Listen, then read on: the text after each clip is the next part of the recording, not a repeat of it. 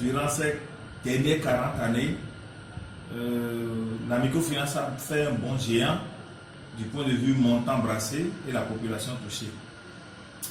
Alors, les meilleures pratiques à travers le monde suggèrent qu'une bonne analyse financière est très indispensable pour mener les opérations des institutions de microfinance afin de les drainer vers la pérennité financière, gage de la performance sociale de leurs clients.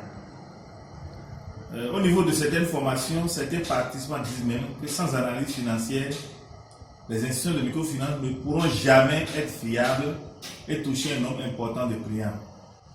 Donc, il convient de dire que la qualité de l'analyse financière dépend de la qualité des informations à partir desquelles cette analyse a été faite, car ces informations proviennent de la plupart du système comptable. C'est pourquoi certaines institutions font l'analyse financière et pourquoi d'autres ne font pas. Les institutions qui ne font pas l'analyse financière, il y a plusieurs raisons. Il y a la méconnaissance, il y a aussi la peur de voir la vérité en face. Il y a aussi la peur de faire créer des changements à partir de l'analyse financière. Donc, il y a l'ignorance aussi.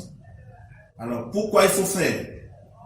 Quand on le fait, c'est que les participants pourraient reformater et retraiter les états financiers et donc la prise en compte des coûts cachés. Généralement, nous avons les états financiers normalisés, édités par nos banques centrales, mais qui ne prennent pas en compte les coûts cachés et nous donnons un résultat qui est peut-être un résultat déficitaire, mais on le donne comme résultat bénéficiaire parce que nous n'avons pas fait une prise en compte après coup des subventions.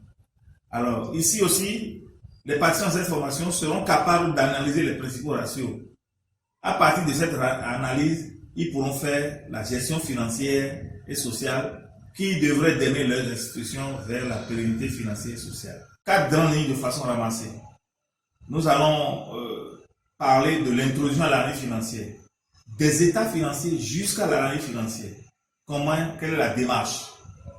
Nous allons faire un pas important sur les retraitements analytiques. Quels sont les coûts cachés qu'il faut prendre en compte lorsqu'on fait l'analyse financière? Je dis souvent que là où s'arrête le pouvoir du comptable, commence le pouvoir du financier.